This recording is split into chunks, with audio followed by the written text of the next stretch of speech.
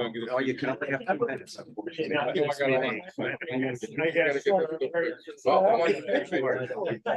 everybody. It's 6:30. Someone would help me with whether we are on Zoom or on live, or are we recording and all that? Not yet, Jessie, you can take it live. Yeah, Jessie. Oh, it's live now. Yeah, it's going. We're going. Okay, so good evening, everybody. I'm Mark Diller. This is my co-chair, Andrew Albert. And this is the March meeting of the Community Board 7 Transportation Committee, and I have no idea why I'm standing up. Yeah, where is the attendance sheet? Yeah, we're gonna get this organized a little bit, but we want to make good use of our time with the deputy inspector and with the, is it sergeant? Are we? Sergeant, okay. Well, we have high brass with us tonight. Thank you very much for attending and for being with us. The first item on our agenda is going to be the matter. Somebody have the agenda, the actual wording, but the matter relating to parking in and around the precinct. I'm gonna. Attendance sheet is coming, folks. The attendance sheet will be coming.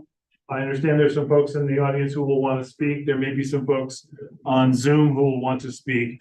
Because there are a goodly number of folks, we're going to keep it to around 2 minutes each person. Jessie, can you help us with that, or Alex will? Yeah, I can help with that. But one thing, Jessie wants us to do the who has a waiver and then adoption of agenda. Right. Thank you. So, can you put up the agenda? Yes. Thank you. 1 second. It's 2 items, but we need the wording. Yeah. So here's the agenda.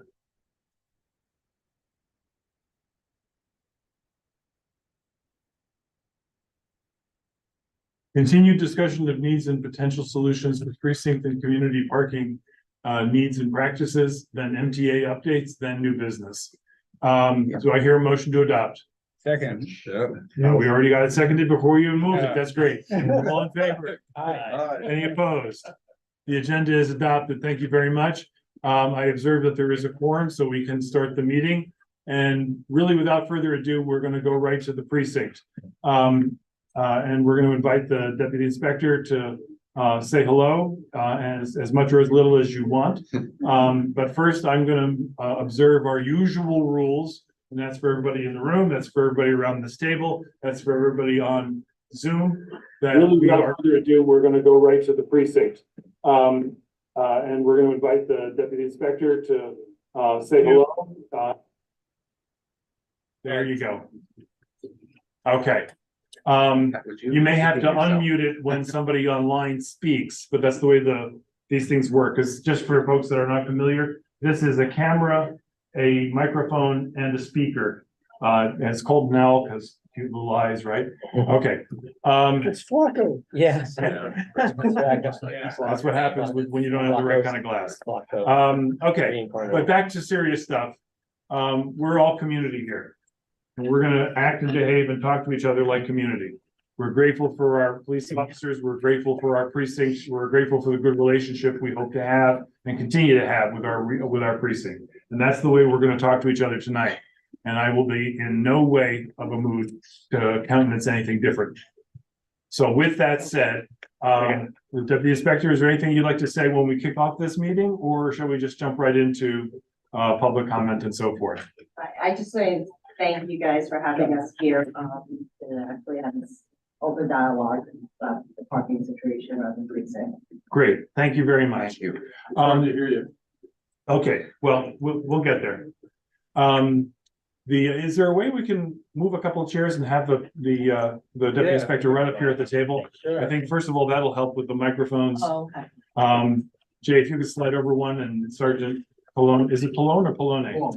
Pallone. Oh, Could then join the table as well. That would be great. So I'm now going to sit down. Yeah, it's very important that we record that for clarity. So just a very brief introduction as to the topic. And my understanding of the topic is that there were a number of different issues relating to parking in and around the precinct that kind of came together as if they were one thing. Although it's my impression that perhaps they are separate things that are happening at the same time and therefore appear to be linked when maybe they weren't. One had to do with the storage of, I'm gonna call them crash vehicles that were relocated to places, for example, on Columbus Avenue, that interfered with stores, that interfered with bike lanes, and interfered with a number of other things. Another is that officers who drive private vehicles to the precinct were using parking spaces nearby, and there didn't seem to be enough of them. As a result, there were some unusual parking arrangements in and around the precinct. And then there was just the practice that we've seen in many other precincts. So no singling anybody out here. But the practice, sorry, Mark. Yeah. We all noticed on the west side of Columbus between 81st and 82nd Street, many double parked vehicles, and that was actually slowing the throughput of the southbound M7 and M11 buses and regular traffic. But okay. please continue. So this discussion has been around this table for a couple of months, off and on. And one of the things that we wanted to do was not just talk about problems, but talk about solutions. And one of the things that came up around this table was the possibility that maybe we're not giving you enough spaces so that your officers have places to go. That can be a controversial proposal, but that was one thing that was floated as an idea. And then one of the thoughts we heard back was that there was aggressive behavior on the part of some members of the community against the officers' vehicles, and that therefore the officers were not inclined to park too far away from the precinct house for fear that their vehicles would be vandalized while they're on the job. So we were looking for ways in which to address some of the concerns about parking, but not in a punitive way, but rather in a cooperative way. And that's, as I understand it, the origin of tonight's agenda item. And that's how I would like us, and I think Andrew would like us, to approach anything we talk about tonight, which is marrying up concerns with potential solutions and seeing what might work in a community-wide way. So that's the framework that I think is before us. Again, if there's anything you'd like to share before we start, or at any time, obviously I'm right here, please tell me, and we'll make sure that we get to you. That said, there isn't really a sign-up sheet. If there's somebody who can, I'm not gonna say man, somebody can staff a timer. I got the timer. All right, thank you. So who wants to go first? Yes, please go ahead. Can I speak on behalf of the subject that was already presented at the moment? Please. With the Speak on voucher, anything you'd like. You're with the welcome. voucher vehicle, I took over the command in December. I came in like about mid-December. When I came in, 82nd Street was ripped up. They were doing a massive overhaul on the gas lines. 82nd Street was totally ripped up. It was from Columbus to Amsterdam closed from 9 to 5, Monday to Friday. And that was consistent for weeks. Finally, around January, that alleviated. They went down the block, they went down 82nd Street, 81st Street. It's a massive citywide project that's going around, turning over gas line into electrical outlets. Our gas stove was taken away, just like, every other households converting into electric stoves. So we were part of that. I know that was difficult times with parking. But since that's gone, that alleviated a lot of parking spots, in my opinion. I've seen a difference when the whole project went along. I mean, you still have Con Ed working on Amsterdam between 80th and 81st. So that is actually a constant thing. I see it all the time. It bottlenecks there, with the commercial trucks making their deliveries for the commercial stores in the area. And also on top of them taking up a whole lane to do their, conduct their project too. So with that said, that was alleviated. Second of all, the voucher vehicles has been totally cleared up. Since I've been there, I want to encourage the beautification of the neighborhood. It's a quality of life issue that I am addressing, and there is no voucher vehicle, car accident, banged up cars, any cars that need to go to the pound. There is none on the street right now, and it hasn't been the last couple of weeks. I always make sure that gets taken away. If I ever have that issue, I will try and push that along to the pound. So with that said, there's no voucher vehicles. That's, the neighborhoods to me, it's beautiful. Park cars, pleasant at the moment. The third, unfortunately, officers, yes, they want to park a little bit closer to the precinct, not saying that it's occurring here, but it is current citywide. When officers go in for 8 or 9 or 12-hour shift or get detained for other assignments within the command, when they're parked so close, yes, there's that, and certainly somebody might touch their car and do things like, vandalize it, whatnot. That's, to my understanding, knock on wood, I haven't had an instance since I've been here, but it is occurring citywide. So, when the cars are so far away, that's the uncertainties of the vulnerability of, you don't know what's gonna happen overnight. And officers do take up hours of assignments, certain days or more. We have a lot of details coming up. St. Patrick's Day is coming up. You got the marathon this weekend. The city's kicking up into full gear of what the city represents. Represents all these ethnic groups with, with the parades. We have a lot of things going on. March is kicking off the season. And goes all the way to New Year's Eve, as everyone knows. This is what everyone should embrace when you live in the city. All these cultural diversity, all these events. So with that said, we also get passed out for these assignments as well, and they're very long hours, these assignments could be. But like I said, and the double parking on Columbus, I make sure that cars get moved. I know that during the high peak in the afternoon, I know when we are coexisting with the neighborhood and the commercial strips, it's a very difficult time. I know people are going to school, travels, commercial establishments are open, there are something deliveries, we're coexisting. We always ensure that we don't double park. Like, what I mean? Like, I have my staff members, my supervisors out there to ensure that when the cars go off, we're not double parked. As I've been there, we try to minimize all these things in place. And I assure that if I see it, I address it. There's, and my staff members is doing along. I have a good support staff in 2 Precinct. They understand my mission, they understand my quality of life, what I stand for, and we are doing this together with the community. And we appreciate this community because we know that this community loves us. And we love working for the people that care about us. And we love to give back to the community too. So I just wanted to, actually share those thoughts and my feelings about this community with you guys now. So thank you very much for that. And yes, this community does respect and love our officers.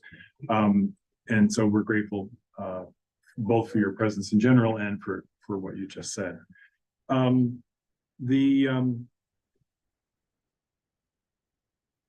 something you mentioned, which of course flew right out of my head, about making sure that well, it was after the DDC stuff about the gas lines and so forth. Voucher vehicles, Yeah, no, that appears to be covered, at least for now. staff levels, Staff levels pursuant to went down. holidays. Yeah, Our staff levels Your staff down level went down. yeah, about 30 cops shorter than what was pre-COVID. Yeah. So there are fewer people. At any given time, we have 110 officers assigned to the command okay, currently. You give it like 20% is on the day off, and then 1/3 on each tour. That's about 30 cops working on each tour. All of us. Supervisors have their own parking lot, that little tiny parking lot owns. So I don't count those people. I don't count the supervisor. I do count them, but not for the purpose of the parking. All right.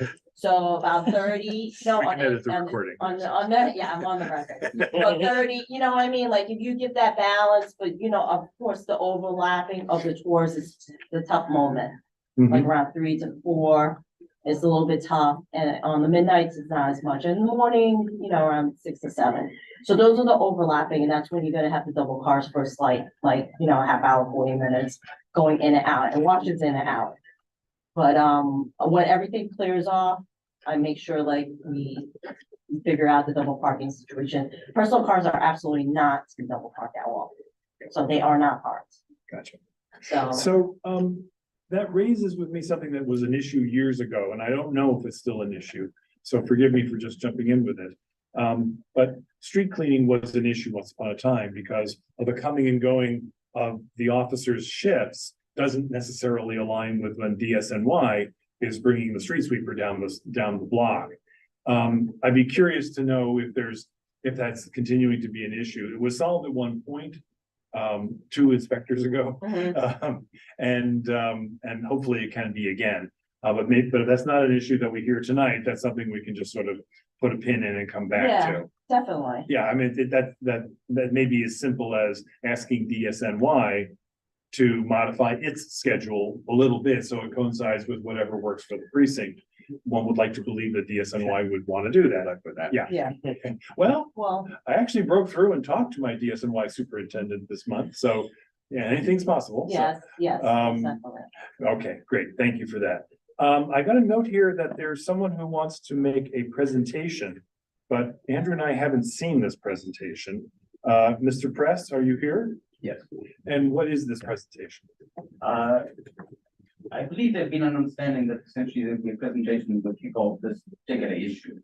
There's no such understanding with me. I'm the chair of the committee with Andrew. So tell me what this is. Ordinarily, I'd like to see a presentation like that before we put our name up to it. So just tell us. We shared it back, so. Yes, What's it called? Okay, I'm glad for that, but it was not shared with me. What is this presentation? it's essentially a presentation that sets out to lay out the problem, looks at a study that we did of the area, how many cars, etc., and then looks at solutions as to where we can possibly find the extra spots that the police might benefit from, and essentially alleviate some of the issues. And how long is this presentation? It's probably 20 to 25 minutes. 25 minutes. It's part of an entire study that we've been doing over the last couple of months. This is not a criticism of that effort. It is simply that ordinarily, if I'm going to devote 25 minutes of a meeting that I'm chairing or co-chairing, I would like the courtesy of being able to see it. That said, is there an objection to, we have some concerns about this. Why don't we start it? And then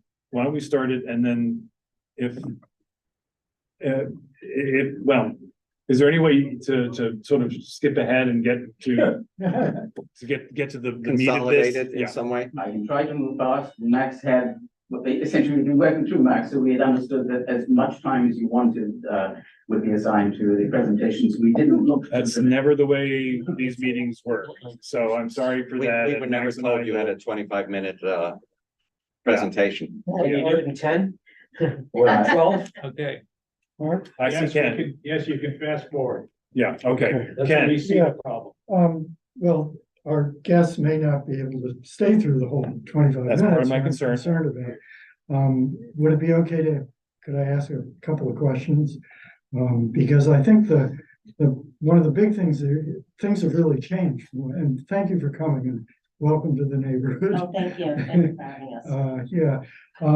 But it seems like I'd like to get a handle on what the scope of the problem is now, if there is even a problem anymore, given the reduction in force and the end of the construction.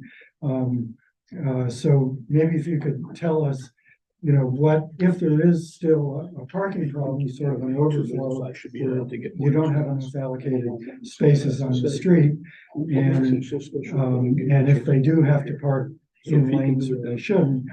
For instance, for a long time we had a problem, I don't even know, the turn lane on the east side of Columbus at 81st Street, that was being parked in. No, I understand. And we made an issue, I have an integrity officer, he's a lieutenant, and his thing is to go around and if he sees any violation that we do an in-house discipline. We discipline the officers with that. Absolutely no private parking. Okay. Returning lanes at all. I mean, it's the safety of both the motorists and us. You know, I mean, we have to coexist and share this neighborhood together, So, and also I would like to bring up that this fall or later this year, they're gonna enforce the shed rules. So Oh, So the shed will alleviate a lot of the parking, because there's 3 parking spots, I won't say who has it, on the block that has a shed, and they're supposed to be able to collapse for 3 months in the winter time yes. for sanitation purposes, and the winter, I think that would help, and there's supposed to be, ADA compliance for wheelchairs. So, with that said, I think that would alleviate, because I'm not saying any establishment, but like if you're driving down the street, there's almost a shed on every block. All right, I'm gonna encourage us, not to, my grandmother used to say, don't borrow trouble. Yeah. So I'm gonna encourage us not to borrow trouble, because that is a controversial subject, and you're gonna find differing opinions around this table Sorry. about that. Me too, but- And my day job is wound up in that Yeah, too. sorry. So, I have the same day job that Max has as a night job tonight, so, I see you, Howard. Okay. I'm going to encourage us not to spend our time tonight talking about things that appear to have been solved. So it appears to me that we've solved, at least for the time being, the issue of what I now know the term of vouchered vehicles, which I was calling grant vehicles, so Yeah. thank you for the correct vocabulary. So let's not spend our time talking about that. Let's spend our time talking about whether there's a problem to be solved, and if so, whether any solution that is being proffered is attractive or useful to our precinct. That's where I think we should go. So Howard, what's Oh, up? I just wanted to raise the equity issue of one presenter getting 25 minutes and everyone else getting 2 minutes. I don't think that's fair at all. I understand, and I'm a little bit on the spot here, because this is where the meeting came. And 25 minutes is not 2 minutes. it's way too much. Yeah. So I'm gonna offer you 10 minutes to make a brief presentation. I encourage you to get to the chase, cut to the chase. With time both for some synopsis of what you perceive to be the issue and what is being offered as a solution. Is there a hard stop for you, Inspector? Okay, No. that's the wrong answer, by the way. We're gonna get you a different community affairs officer who's gonna be looking at his watch saying, well, we're already past it. So, anyway, Oh, no, I have to go home for my bedtime. There you all right, now we're talking. We do. Okay, Question for the inspector. of course. Yes, You said there are about 100 officers at any given time, in any given shift.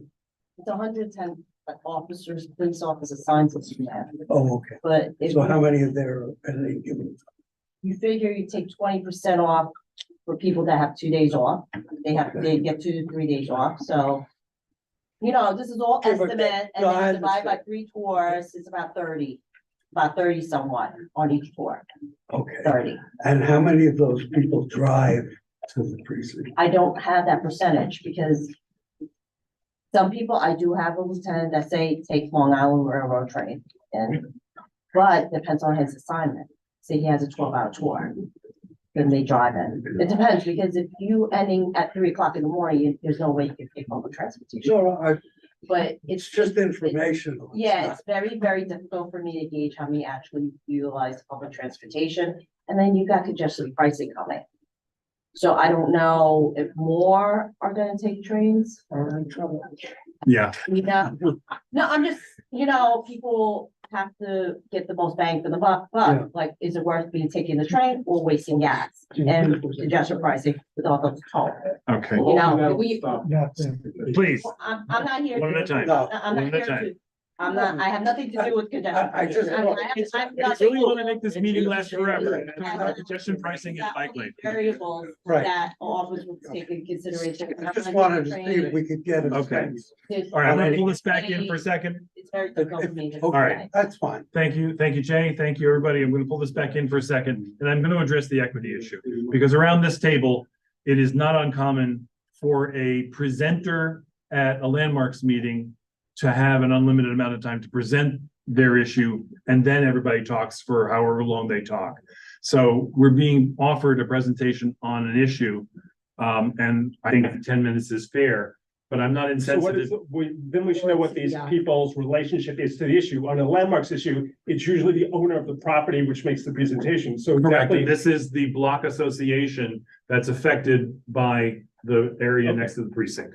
And so I think that that's a fair thing. I A just, block association. well, it's one of the closest block associations to the precinct house. May not be the only close one, but it is. And a lot of work's been done around that, so I want to respect that too, even though I'm a little bit touched about not having seen it. I think that it's fair to let a presentation to frame the issue we're all going to be addressing come forward, and then let's have some equitable discussion, and we will keep folks to 2 minutes. Mark, can I just ask you something real quick? Well, How about you just give us the parking back at Central Park and make 82nd between them? okay, we can also put parking in dog runs and all kinds of other places too. We can make this meeting as long as you want. Okay, so where's Max? Max, are you with us? You ready to put the presentation up? Oh, you have the, Yep, okay. okay, we're ready to put the presentation up. All right. Can you remind us which 10 So minutes. you're gonna introduce yourself. We're all gonna pay attention. This is Mr. Press. Thanks very much. I do appreciate the time now. I'm Donald Press. I led the 81st Street Block Association for the last 35 years, since 1989, and the founding member of the Upper West Side. Excuse me. We're all gonna pay attention and we're not gonna interrupt each other. Thank you. And the founding member of the Upper West Side Coalition under our esteemed Steve Anderson. This is an issue we've been dealing with for the last year or so, and we really wanted to bring it to your attention with as much input as possible and solutions we might come up with. So the real question for the roadmap was, is there a problem? Is it widespread? We'll look at parking studies and statistics. Where is the problem with an introduction to the Columbus Avenue cross section of Nexus of Chaos? What are the police needs and the potential solutions and recommendations? The problem, and these photographs are from the last week or two. So essentially they are what exists right now. We've got blocked hydrants. We've got double parking that restricts the traffic. These are the ones that are parked essentially on Columbus Avenue. We've got the turn lanes turning onto Columbus and from 81st onto Columbus as well. We have the clunkers, and we are very, very grateful to the precinct for the elimination of these. These are essentially 6 months old photographs. And we've only really seen one ever since, and that's been terrific. Is it a widespread problem? I won't even get into this because I think we all perceive that there is. Other precincts have exactly the same problem. It's not specific to our precinct. The deeper problem is that basically it's a safety problem with hydrants and blocked visuals. We've got a traffic flow problem. We've got a community relations problem that is not a real one, but it's perception of the police that we'd like to improve.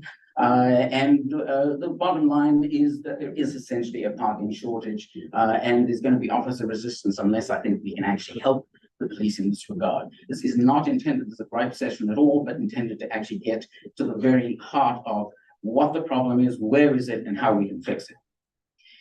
We did a statistical study of, and if you can actually move on to this one. This is the condensation of a lot of work of 900 cars that were looked at essentially to find out where exactly the police vehicles actually are. We are looking at Broadway to Central Park West. We are looking at 84th to 80th.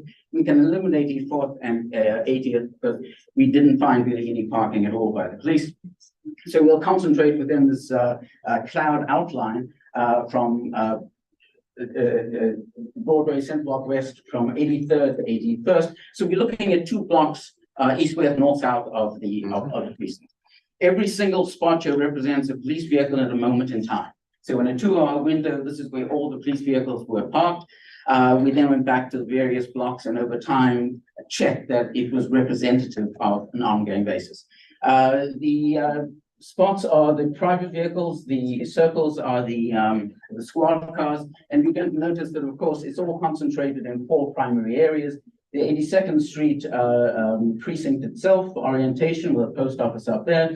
We've got these 2 concentrations here, of course, which are the police protected areas on 83rd and 82nd. And we've got the Columbus area here that we consider to be part of the police zones as represented by the representative who was here at the October meeting.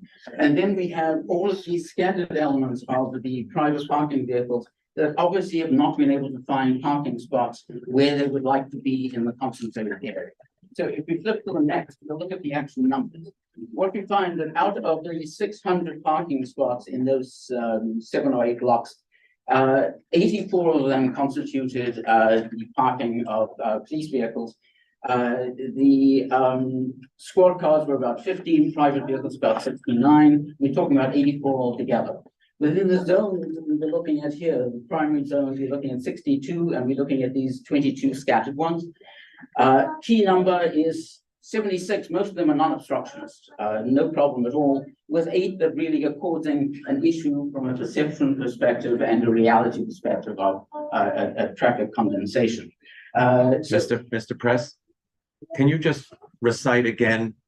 The round circles are squad cars, Squad cars. and what shape are the private cars? The dots, the filled in black dots. Filled in dots. Yeah. Thank you. Yeah. So the first key question is, let's look at the 8 obstructionists and see where essentially they are, because that's going to give us a sense where the problem is. So they are going to be essentially around this area here, which is an introduction to you. Next slide. Five minutes left. What we essentially call the nexus of chaos.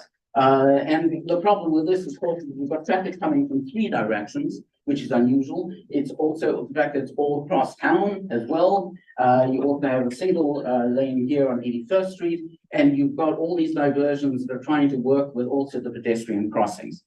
Can move on. We've got the fire hydrants problem over here. Next.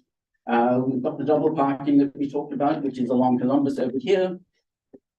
We've got the Columbus turn lane over here, which is the necessity of dividing into 2, which everyone is familiar with. The problem is that the double parking over here results in not being able to. The 81st turn lane on 81st, which is needing a diversion into 2 lanes in order for the traffic going downtown to pass through the pedestrian that is preventing essentially the main flow that is trying to get across town from being able to do so if there's any kind of parking in that zone. This is the way essentially it should be looking. It's a kind of a vital turn lane that helps 81st Street work. This unfortunately is what it looks like much of the time. And again, these photographs are only from the last few weeks. And here as well, essentially parking in the turn lane with a consequent build-up. Yeah, that's not a police vehicle. That's New Jersey plate. Oh, yeah. Sorry. That's a security company. Yeah, but Yeah. these ones are really good. Yeah. We only photographing police vehicles, but of course the ones behind and in front, because that's another issue. One, if you can actually move on to the next, what happens is this is definitively a police vehicle that parks in the turn lane. Within 2 hours, there are civilian vehicles behind and in front. 3 hours later, we've got 6 vehicles. 4 hours later, we are all the way back down to Amsterdam next. And 81st is problematic generally because we've got stops at various places, even though it's a single lane residential street with museum and school bus and having to do all the cross town. Plus, we've got a 10-year project of the conversion here, and we've got a storage dump over here, which is preventing, next slide. The buses are always a problem, and they have a problem. This particular study showed that it was the slowest block, slowing down the entire 79th Street. The 2007 and 2017 transportation changes allowed us to get the turn lane, which we don't want to lose, and to also, in this particular case, the recommendation was to widen the lanes at Columbus, but they wouldn't be the holdup, which unfortunately the parking by some of the police vehicles is doing. And also we removed the bus stop all the way down to Amsterdam, again, to make the whole system work and be allowing the bus to actually turn it. So this is the construction all the way back down to Amsterdam. You have the problems with the bus having to turn. It's impossible. In the middle, you have build-up such that this is Friday. Friday all the way down to Amsterdam. Amsterdam itself being held up. We had to call the police to actually come in and move a double park vehicle, because anything, just one single double vehicle stops the bus and everything behind it. Mr. Press, just so you know, it's like maybe 2 years, but we have asked DOT to put transit signal prioritization at 81st and Amsterdam, so the bus would be able to turn when it arrives there. And would get the light, it can make the light change, and they haven't given, we've asked for like 11 or 12 locations, we've gotten none so far. That's great to know, but and great that it's being pushed for. So, and while we've interrupted you, I paused just now, but you got about 2 minutes left, so now would be a good time to pivot maybe to the solutions. Okay, one of the solutions I'll be coming to is for this turn lane, we beg for a yellow line and some ballards that essentially will communicate not to just the police, but to everybody else that feels the police. They don't even realize it's a police vehicle. Let's move on to the what we really need is the additional slots. Good. What we perceived, and these numbers are going to differ slightly from Commander Van Sullivan's, and so I'd like to reconcile them with her at some point in the future. But what we were finding was that it's not just obviously the 8 vehicles. We don't need 8 more slots. That's not going to help. We don't need even 22 slots, which are the scattered ones. We need what essentially looks like 20 to 22 is the difference between the police vehicles that are actually in the controlled police zones versus that are actually being used by the police that are about 62 of those. What it represents is that probably a 30% shift turnover, that cars that are coming in and cars that are leaving are overlapping, and in a sense you need an excess of approximately 20 in order to create the efficiencies such that aren't having to park where they don't have to park. We essentially have 6 geographic zones where we would recommend additional slots that would make up potentially these 20. The key issue is the bad signage that exists on 82nd, where in fact the beginning of the protected zone for the police parking is on one end, but there isn't actually any signage at the other end at all. So in fact, civilians don't know where they can't and can park, and that goes for the police as well. We have discontinuities in the other 2 parking zones where it's semi-protected, but we've got bad signage of truck loading that really should be eliminated and essentially stretched to keep an equal 8 on each side of 82nd and 81st, where now it's a combination sometimes of 5, 6, 7, 8. That would be the second. The third is that on Columbus itself, you essentially have not parking only for police, which it should be, but in fact, all it is metered. And there needs to be a rationalization of the intent and what we'd like, which is essentially to make all of these police parking only. The fifth place essentially is here on 83rd. Where essentially this wild west of the post office block essentially has no standing the entire length of the street, but in fact is entirely full. Later ones will show you that, but I won't go there. So that essentially, can you summarize, please? So we're going to wrap up here. Sure. So changing no standing to actual police parking would not be taking away from, in a sense, any civilians. all right, so let me interrupt to try to bring this together. If I'm hearing you correctly, one of your suggestions is to institute police only parking on 83rd Street.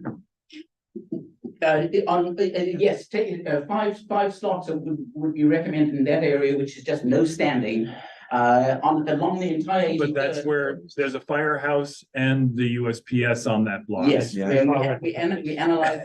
They're a little further west, but yeah. We analyzed all the cars on that block. About 50%, about 35 are post office workers. I'm not talking about the slots. Okay, so thank you. Well, let's again try to summarize and bring this together. Can I just point out one last block here, the 6th one? If I might. If you're going to point out the block between Amsterdam and Broadway on 83rd Street. Yes, only because it's a completely empty block with no parking. And the police and the fire department has already told this committee that there's no way on earth that they're going to change that parking regulation. It's a no standing with a red sign. So, and they want it that way. And we were trying to actually accommodate a restaurant who wanted an outdoor shed. Sorry to bring it back to that. Now I don't know if they'd have a different point of view for their brothers and sisters in blue than they did for the restaurant that was struggling in COVID, but that was an answer we were given loud and clear. Can you also tell us, many of the things you've just stated are as of when? How recent would you say these observations are? Last week. Last Okay. week, thank Well, you. that photographs Okay. you said about 6 months. No, No, the they're- photographs are all in the last The couple of voucher, weeks. the The voucher. voucher vehicles are absolutely not, have not been there since I've been. There were about 2 photographs from earlier because they. That's kind of what I was something, trying to- particularly the clunkers, but otherwise, in fact, it was actually today. And as I pointed out, some of the stoppages were on Friday, so it is an issue. Okay, so let me try to bring us together again a little bit. And I think the first thing we should do is thank you for all the work that obviously went into this. That was very, yeah. Yeah, that would be a great idea. Email the presentation to I everyone. think Max has. Oh, yes, Yeah. yes, I will do so. I Yeah, have a Max couple of has it. copies I could give anybody now as well. if they We want. have, we have the email version, so we'll be sending it to everybody. One of the vices of community board services is attempting to make policy out of anecdotes. And so you've given us data, you've given us observations, you've given us real life situations, and I think all of us who are just clapping appreciate that very much. And if I can bring that together with what I understand to be the request, and again, that's great that we're talking about doable requests, not there's a problem and then leaving the conversation there, is that there are areas that you've outlined that you are suggesting become favored parking for police officers. Is Colleen with us? 12 participants. We included her in all the information. I have no doubt, and I thank you for that. I don't see And her. I would have done my homework had I known, so. One attendee, Colleen, yes, is in the attendee. Oh, great. Hi, Colleen. I don't know how to, Jessie, can you make her a presenter, panelist? Are we a meeting or are we a webinar? I don't know. Webinar, I think. Can you promote, do you have? If it were a webinar, there'd be a button to click to promote. I'm not an admin though, I'm just a person. You want me to Oh, okay. go? Jessie, yeah, ask There her. it if is. she could- promote? All right. Never mind. Let's try to make some progress here. So there's a list of places, Mr. Press, that you have in effect outlined by maps, which is very helpful for the presentation to see where they are. We would then need to think about presenting them to DOT. That's an issue for DOT, not for the precinct. The issue for the precinct would be once these parking spaces are created, assuming that they're created, and our friends at DOT agree with us. And well, first of all, that there's an agreement, and secondly, that they do agree with us. Is the issue for NYPD would be, these are where you should park as opposed to where it appears that there are problematic places where people are parking. Yes, So- there is a last page mark that essentially lays out all the recommendations as well. Excellent. So let's make sure that we focus on that, but I don't think we need that right now to continue this discussion. So I'm sorry to cut you off, but I am sensitive to time and equity as it was raised here. Is there any last word that you want to sort of sum up with before we go around the table and then around the room? No, I think this basically says it all. I think the police really do need help, and I think we can give it to them. Okay, And particularly the turn lane on 81st, I really make an important bid for, just because it's such a problematic block. understood. It's a problematic block because of construction as well, and a number of other things that have nothing to do with the police department. So I want to make sure that we don't bundle together those things that are problematic, but are coincidences as opposed to causation. All right. Deputy Inspector, is there anything you want to lob in at this point, or should we open the floor? Very good. So around the table, any initial reactions or questions? I guess questions first, but reactions as Yeah, I mean, well. Let's just go around. Like you said, I thought the presentation was phenomenal. Yeah. I don't know that I agree with the, like, how we solved it, but I thought the presentation was phenomenal. I wanted to ask, what about, you didn't talk about the police parking on the sidewalks, which we saw in front of the precinct. Why do they back up onto a sidewalk? First of all, we get out quicker that way when we have to respond to the 911 call. Second of all those spots, there's enough egress from the wall to the sidewalk for a double-sized stroller to go through, because I did walk it down and do a survey myself. Third of all, 8 cars, combat park, that's what we call a combat park, takes up 4 parallel cars. So I fit more cars that way. So we only take up 1 spot on one side in front of the precinct. Many other precincts take up both sides. I They don't do. take up the other side of the precinct. There's other precincts throughout the city that take up both sides. I'm very conscious of my neighborhood, so we only take you up right in front.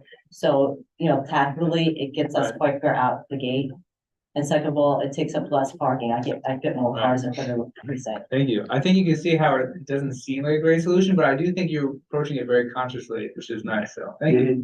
Yeah, I have certain backgrounds. I Yeah. utilize my education background on, That's great. Thank you. trying to be conscious about the neighborhood. Thank you. I'm also a mother. Yeah. So I understand, Thank the stroller.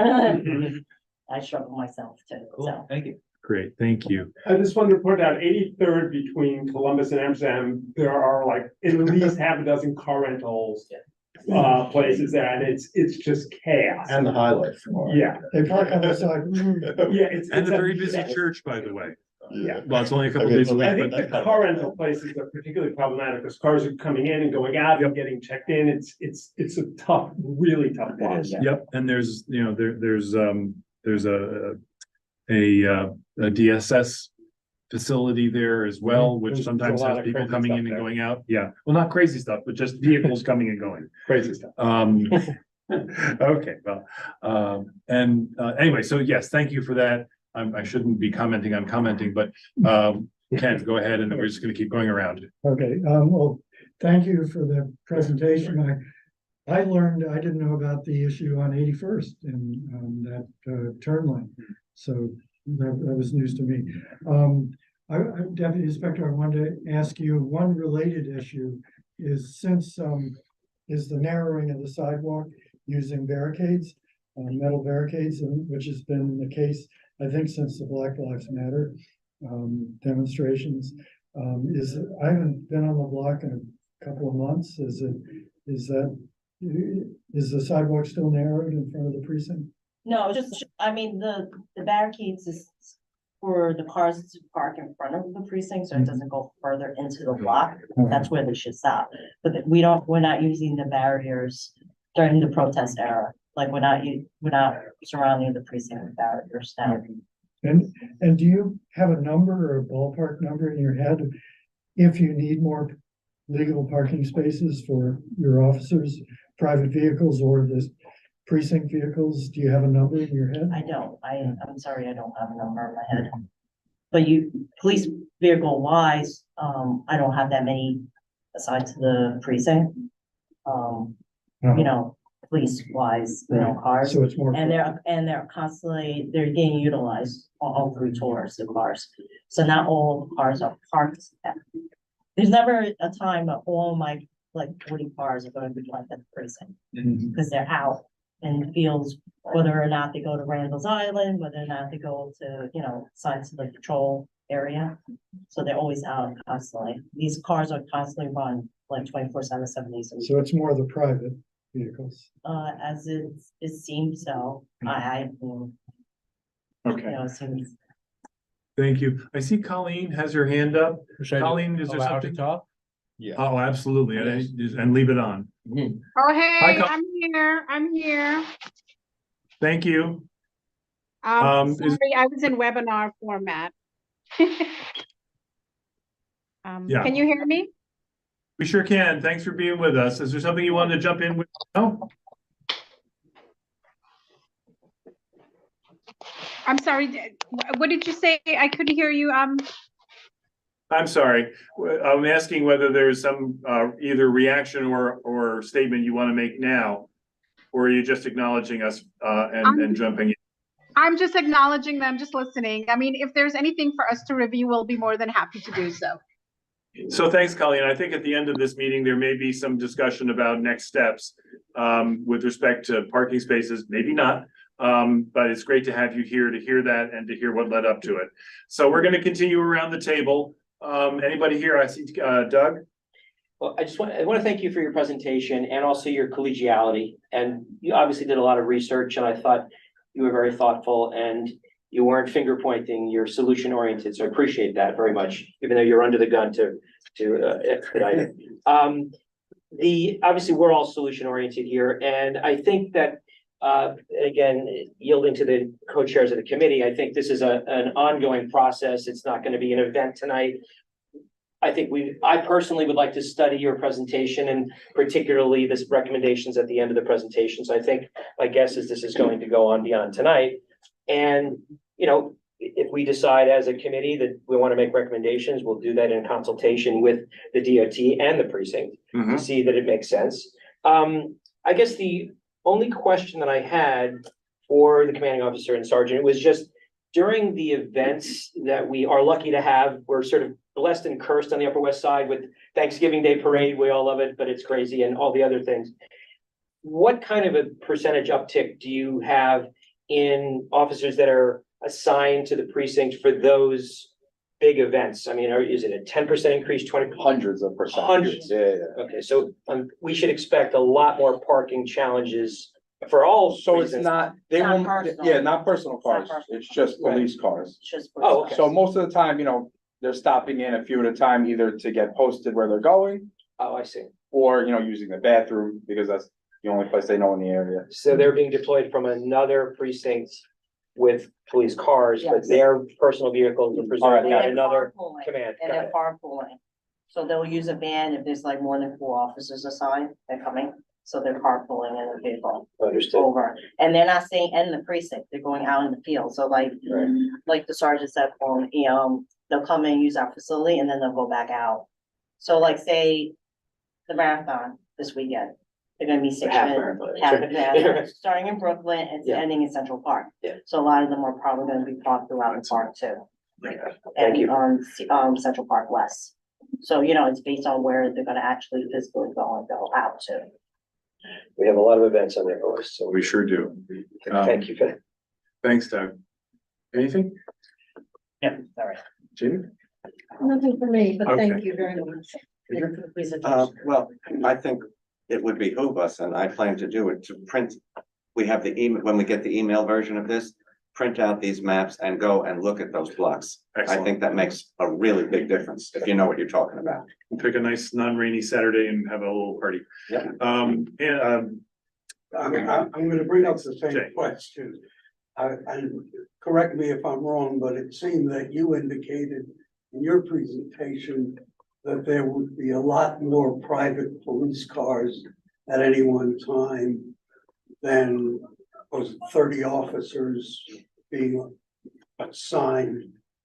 For some reason, they have 252 officers assigned to my precinct in the presentation. I don't have 252 officers. That's Wishful more, that's wishful thinking. That's more like, like the 4-4 precinct. Those numbers are like the 4-4 precinct. That's way more than you indicated. Yeah, I'm not But considering. right now, I'm just focused on cars. I mean, if it helps, say, a typical shift from 8 to 4, 8 AM to 4 PM is a regular shift, correct? How many private police vehicles? That's what we somehow need to reconcile, because we were seeing basically 84 altogether, of which about 60. What does that mean altogether? 84 police-related vehicles, about 15, 16 of them being squad cars, and the rest being private vehicles belonging to officers. That's easy. when did she?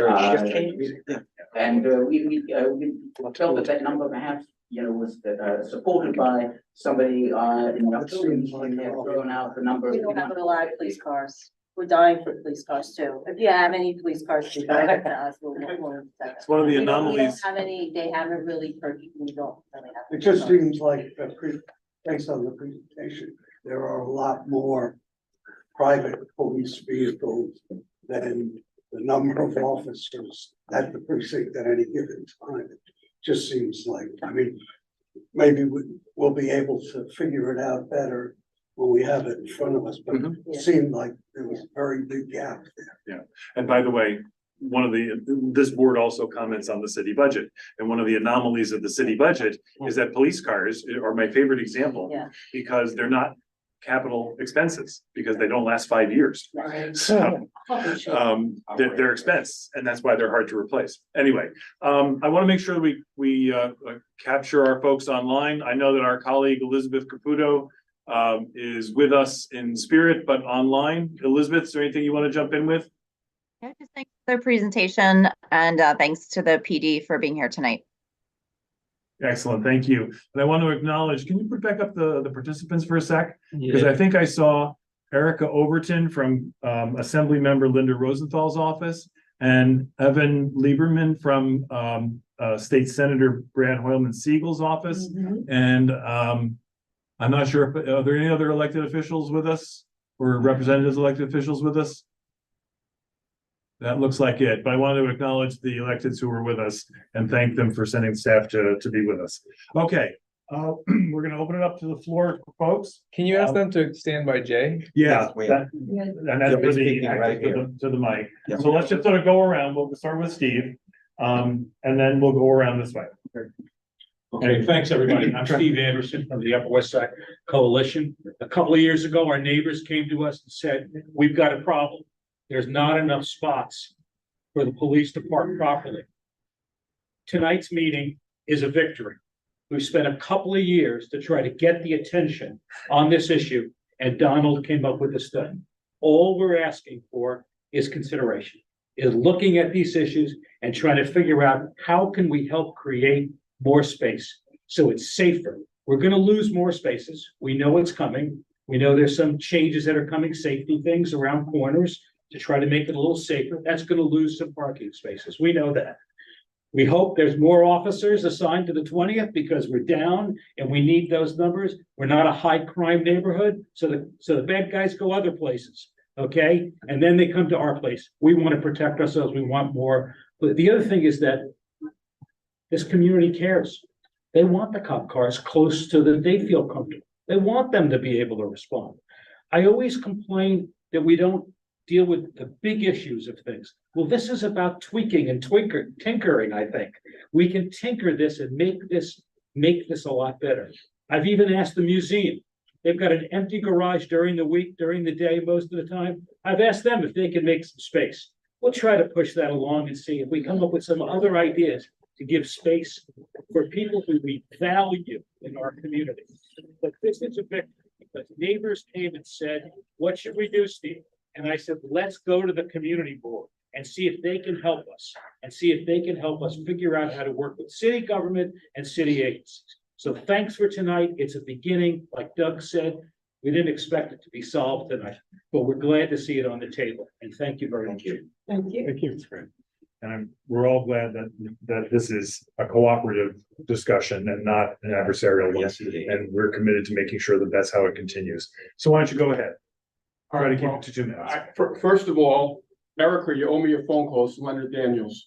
It'd be nice if they were responsive. I did not realize this was about the police vehicles, but I'm going to tie it into what I want to talk about. Andrew Albert knows me. He knows exactly what I'm going to talk about. We need to get our parking spaces back.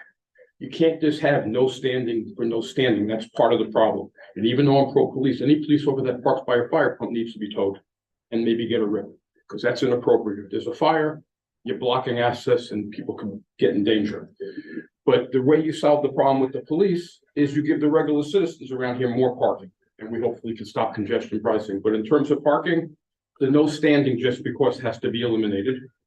Maybe alternate side should be 1 day a week on each side, not twice, because the street sweeper doesn't even come. It's all about raising revenue. If somebody like me has to be downtown and I gotta park my car, how am I gonna be downtown? I can't spend $1,000 for a garage. Howard, I know, can pay that. But, all right. no, but anyway, bottom line is get this on parking back. Wrap up the construction. Stop it. Have coordination. I'm not taking away your time, but Okay. we're not. I'm not gonna name call. I'm gonna talk about the This is facts. not okay. Okay, well, we I need, paused the timer, but this is not okay. well, we need to get our parking back. It's not okay that they're killing us here with that, and they gotta wrap up the construction around here. We're Every all block- gonna speak respectfully I'm to being each other. respectful, we have to wrap up. Major point. All right. Get us the parking back in Central Park, for starters. Okay, thank you very much. Who's next? This picks up everything. This picks up everything. No more whistling. I need a long. Hi, come on up. We need you closer to the microphone so that everybody at home can hear you. I'll be very brief. I No, we have. Don't start, you can get close. People on Yeah. Zoom. Yeah. Hello. If you see in the bottom Great, left-hand great, go corner, for you it. see the little microphone icon, it's gotta be green for them to hear you. Go. Can you hear me now? Yeah. Oh. Okay, go ahead. I'm gonna be very brief. I live on 81st Street. I'm a pedestrian all the time. I don't have a car. Can you tell us your name? Oh, sorry, David Mann, 136 West 81st Street. Thank you. I just want to reiterate the problem that Don Rowe raised, which was that right turn from 81st onto Columbus. It's a nightmare. And there's really no signage. There's a sort of half-assed, no standing sign pointing in the wrong direction. The traffic backs up, as Don illustrated, and it's a nightmare. And the sooner this gets cleared up, the better. And thank you for your time. Thank you. Thank you. Thank you. With respect to signage, actually the signage is on the surface of the road. And that's a problem because when a car rolls over it, now you don't see the sign. One of the things that we might ask Colleen is to have a sign that's on a pole, so you can see. But I think Andrew's idea about the transit activated turn would also be. That was for 81 in Amsterdam, because that's the way the bus turns. Yeah, but then it'll also be able to go across. Anyway, okay. Anybody else want to be heard tonight? Hi, come on up. Oops. Thank you. I'm sorry, I didn't realize, Maxine just said, I'm sorry, I didn't realize it was just about the 81st precinct, but the 24th precinct also has the same problem. And on 103rd Street, I think as you're aware of, 20 parking spaces were taken away for a redesign on a shallow, a narrow street with trees. So on the one hand, we need more parking for you guys, for all essential workers, and for the residents of New York City who cannot afford $700 garage spaces. Okay, thanks for joining us. Anybody else want to be heard tonight? Terrific. Thank you all very much for coming, just the same. Okay, let's bring it back here. So Mr. Press has emailed to Jessie, who's now emailed to Andrew and me, and then we'll email to all of you. And if it's okay, maybe we'll ask to put it on the website, so that we can broaden the scope of those who can review and comment. I'm gonna open it up for suggestions of next steps. I think one next step is obviously we review the presentation, and we would invite the precinct to do so too, because we don't want to, in effect, give you a gift that you don't want. And also be sensitive to that a parking space on one block may not be as useful to you as one on another. And there are also some realities around, the collective learning around this table. There are hotspots in our district that aren't obvious from looking at them when you walk down the street, like 81st Street, where the Children's Museum, I guess, soon to be used to be. Right. That's an area that the fire department has laid a claim to, and I've learned better than to contradict the fire department. So no disrespect to NYPD, but anyway. So one step might be reviewing that. Another might be, as Andrew suggested, combining that with actually looking at the streetscape. Maybe we can divide it up as this committee often does, and you take one block and I'll take another. Yep. And Jay, what else? Between us, we can probably parse this from the presentation, but if Mr. Press and anyone else can give us a list, there were a lot of suggestions about signage. Oh, sure. So if we can get a separate list of all of the suggestions for signs, the content, and the locations, so. It's gonna be in what we emailed you. It's in the presentation. Okay, good. You'll see pictures that we Obviously. didn't have time to show here. time. You'll see in the presentation. Excellent. Good, thank you. Thank you. I'm just sensitive to our friends online. Is there anybody online that wanted to be heard before we go? I see Andrew has. Are there any hands raised? No. Nope. Okay. So Andrew, take. Yeah, I thank you. I echo so many of the comments tonight. The one thing that I'm just not clear on unless I missed it is just approximately how many parking spots do we actually need? There was comments that the precinct is not sure how many cars there are. There's numbers, presented there, but I think even before spending our time going out and looking at parking signs, I think we really need an idea of every single day, how many spots do we need before we do anything else? Then the second part would just be really from the precinct, in an ideal world or an ideal as possible, what is it that you need or would like? What would help you with this situation? I think if we had both of those questions answered, it would at least provide a framework for what we should do next step wise. So I think it's great to reach out to the precinct to get their views on that. I'm not certain that there is a single mathematical final answer to that question, but it could be. But a range, so But it could be, let's come up with an equation that makes sense. Yes, between 20 and 30 spots, right? Let's hear the deputy inspector. I would have to go back and try to figure out a range. The range is gonna be greater on weekends and on holidays. Okay. Okay, well, that's a good, Just take that in consideration because it depends on what the city is going on with the city. Our assignments are based on what's going on in the city now. So, yeah. Would it be ill-advised to do some sort of survey?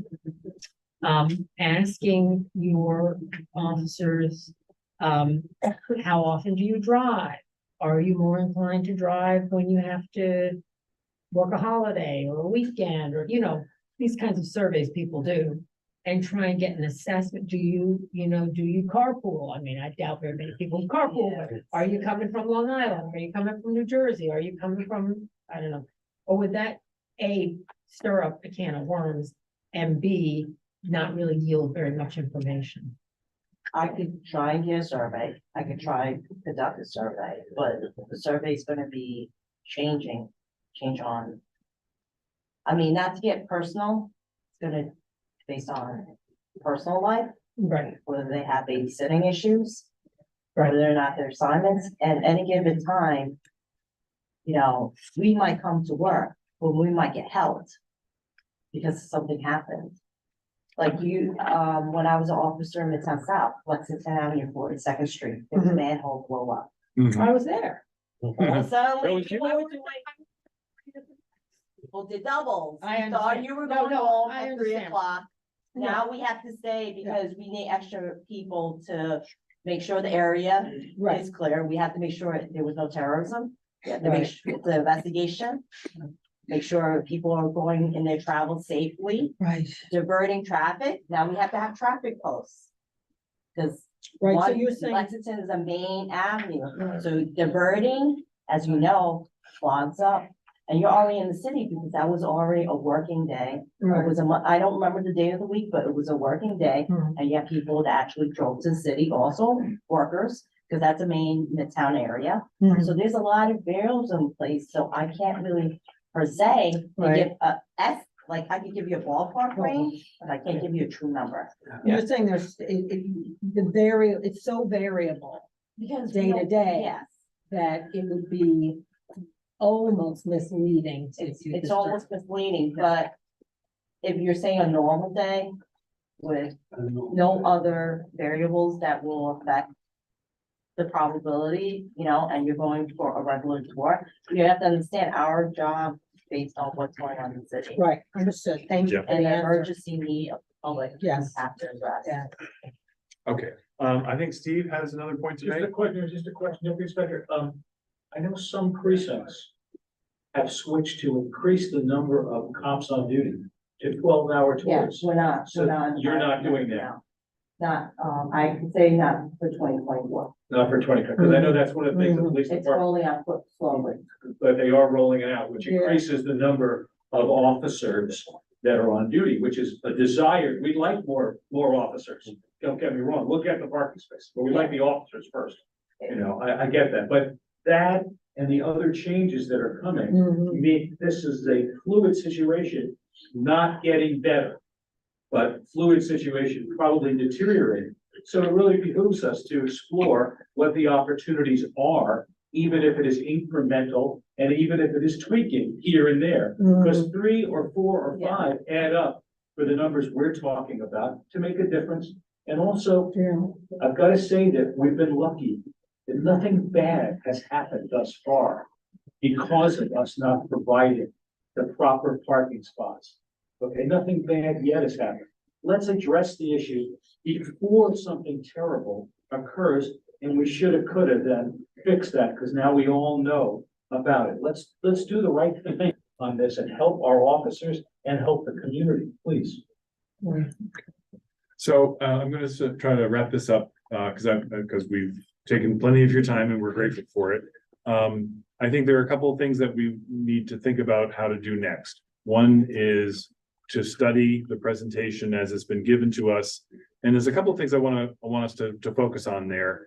One, of course, is the areas of potential new parking that have been suggested to us.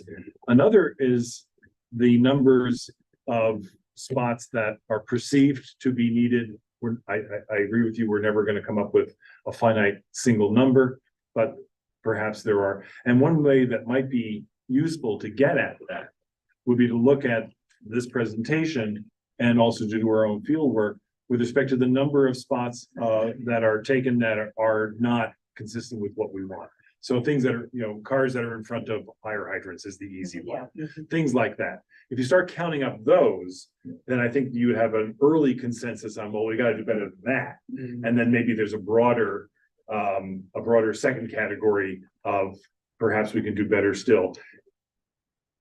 I'm coming back to where I started, which is to say, all of this is in the spirit of welcoming your officers and providing for your officers, not for penalizing or to be punitive in any way. Right. We appreciate that. No, because there are people who talk about placards and so forth, and they're docking vacation days, and at least on any initiative that I'm putting my name to, that's not going to be what we're going to be driving at. There you go. There's a pun. Just something that please keep in mind too, is we like to have our cars, in sight and sound, we say. Yeah. We did have in 2021, one of our cars, a Molotov cocktail was destroyed one of our cars. We've had, and I've been here for a while. By the way, how do they know it's your car? No, they did that to a marked police. Okay.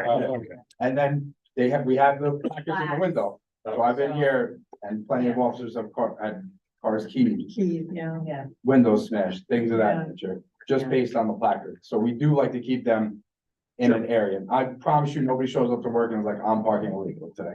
That's just, it's not a thing.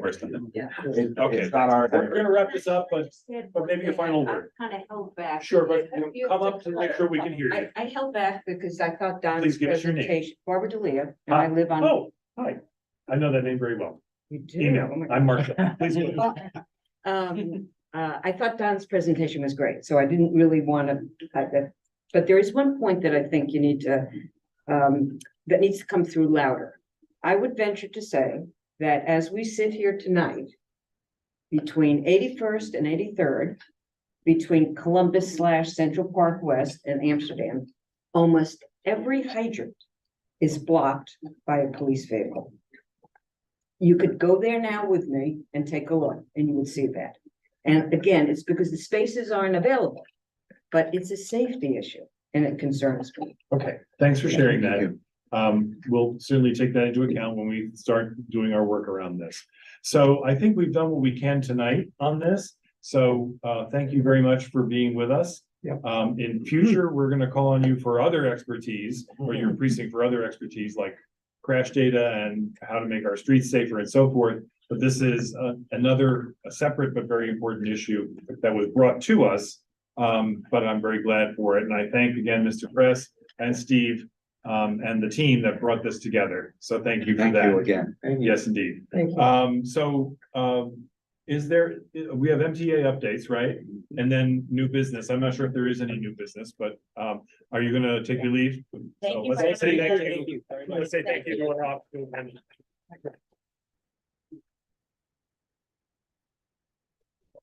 Sure. Thank you again. Okay. There's a lot to talk about, a lot to talk about. I will try to do this as quickly as I can, but the basic one, the most upsetting one, is the suspension of the MTA's capital program due to the multiple congestion pricing lawsuits. The MTA cannot issue contracts pending this. Specifically, you know, the agreement with accessibility advocates mandated that 95% of the 472 subway stations would be made accessible by 2055. That is billions of dollars and could not be done without the money from congestion pricing. But that's not the only thing. Signal. Can we interrupt with questions? Sure. When will these lawsuits be resolved? Two of the judges have stated that they will issue their ruling by April. Okay. Which if they were to try to institute in June, which is when congestion pricing was supposed to happen, could still happen. Yes, Jami. And those are appeals. Yes, there could be appeals. But pending appeal, they might be able to begin the program. Why wouldn't the MTA go ahead pending this litigation? There's nothing to stop the MTA from going ahead while the litigation is pending. They can't. They just, it's too uncertain because they're afraid Yes, of and being pulled back.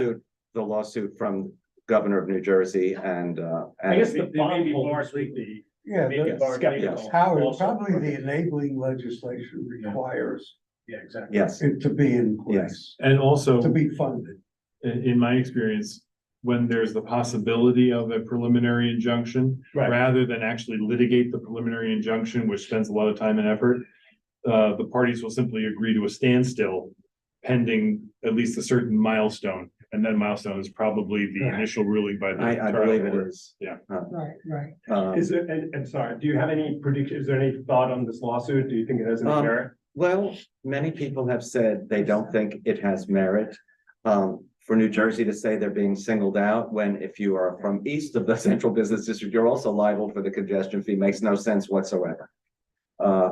Everybody who enters Manhattan below 60th would be liable. Oh, there are new exemptions. There are what's called ODEP and IDEP exemptions for people with disabilities. You can have a personal vehicle exempt if and obviously people that are operating Access-a-Ride will be exempt. So vehicles for people with disabilities will be exempt. That's an additional exemption. As the chairman likes to say, every additional exemption means everybody else pays more, however. So in addition to the suspension of these things, that means updates to signals are also suspended, which means installation of CBTC on the Fulton Street and C line in Brooklyn and the 6th Avenue B, D, F, and M line in Manhattan are suspended, which is ironic because you have it on Queens Boulevard, part of the F line, and you have it on Culver line in Brooklyn on the F line. But if you don't have it on 6th Avenue, it is worthless because the trains go along 6th Avenue. And if you can't have CBTC in one area and the trains would catch up and then be held up, it makes no sense. So that is a problem. Yes. And I don't want to go, but just even when you get into exemptions, isn't discriminatory to have exemptions for certain groups, even if you would think that they should legitimately have an exemption? I mean, it's like the same thing with cannabis. I just fear this is all a mess. Like to me, this was like all so predictable from the very beginning. I sat through a few of the congestion pricing public hearings. And one of the hearings, firefighters made a very good argument in that the department sometimes requires them to bring personal vehicles and they would move from firehouse to firehouse during the day. And I believe that will be considered when the board meets to discuss any few. Yellow cab drivers made a very good argument as well. They've been, as you know, have really been hit hard by the for-hire vehicles, which have caused a lot of the congestion, I might add. And yet to the yellow cabs just should not be hit again. I know a lot of people feel that way. They've really suffered. Well, let me just go on. This means new subway cars and new M9A commuter rail cars for Metro North and the Long Island Railroad are now in suspension. And that was a very important piece for those. The M3s that are running are way beyond, and I love them, but our R46s are pretty old, and you can feel them jerk start. And they are the one they are the one kind of subway car that will not be getting cameras because they're going to be going bye-bye before too long. Every other subway car type will be getting cameras or already have cameras. Electric buses, we were going to be an all-electric bus fleet by 2035 or something. That is now in suspension. Not good. Second Avenue Subway Phase 2, which was going to go to 125th Street, stopping at 106th Street, the first 106th Street station, even though that's a wider and busier street than the 103rd, which is the other three stations, but 116th and 125th between Lexington and Park.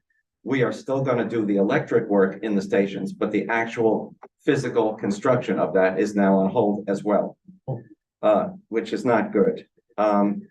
There is actually a place on Metro North's Hudson line, even though it's in the electrified zone south of Croton Harmon, but it's between Hastings and Tarrytown, where only 3 of the 4 tracks are electrified. So southbound local, I was going to say downtown, subway oriented, but southbound local trains have to veer onto the southbound express track for that stretch. Then they can go back to the local track.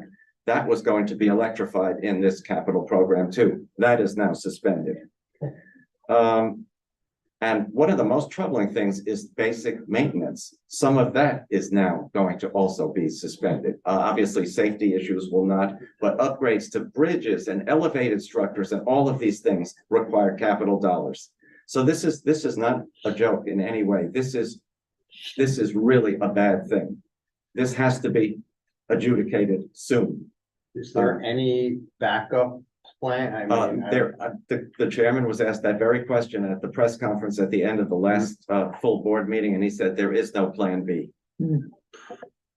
This is a lot of capital money. It allows while it raises about $1 billion a year in estimation, it will allow the MTA to bond about 11 or 12 billion a year, which will then be a large piece of the $52 billion capital program, which is going to make things so much better. So new signals, new cars, more frequent. I mean, this is not operating. So people say, well, you have fare evasion going on, really bad fare evasion, and I will be the third person to tell you that is really bad. I cannot take a trip without seeing multiple incidents of fare evasion, but that's the operating budget, not the capital budget. Having the benefit of your expertise, things, I mean, as I was in Queens for a long time, but clearly legally you can toll bridges, Queensboro Bridge, Brooklyn Bridge, Manhattan Bridge, Third Avenue Bridge.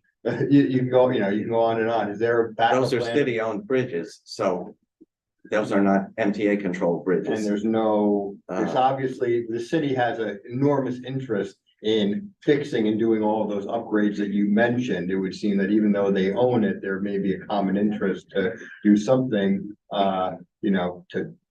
I hear you, Andrew, and that's been discussed. Yeah. But it's not happening anytime soon. And the fact that you would get $5 rebate on the congestion fee if you used the Lincoln, Holland, Hugh Carey, or Queens Midtown tunnels would somewhat prevent bridge shopping. But it hasn't happened yet. Let me move on.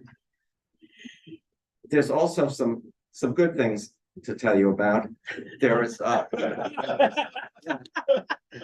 transit worker safety is not one of them. You've heard about all the incidents with conductors and train personnel and station personnel being attacked. It's unbelievable. Today, you I'm sure heard about the Transit Workers Union having a press conference and blasting both DA Bragg and Chairman Lieber for not doing anything. I believe Chair Lieber is absolutely doing things and cares greatly about transit worker safety. And I think DA Bragg has also indicted several people who have been and put them on bail, no bail, I should say, for people that have attacked some of these workers.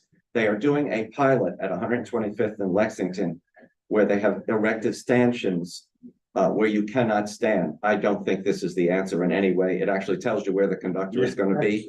And I believe we have come to the point with our technology and one of the governor's plans is to have cameras in the conductor's cabs. I think we have the technology so the conductor does not have to stick their heads out at stations. They can have a camera tell them what's happening up and down the platform, and I think we are moving in that direction. I mean, that's just so old school to have to just stick your head out.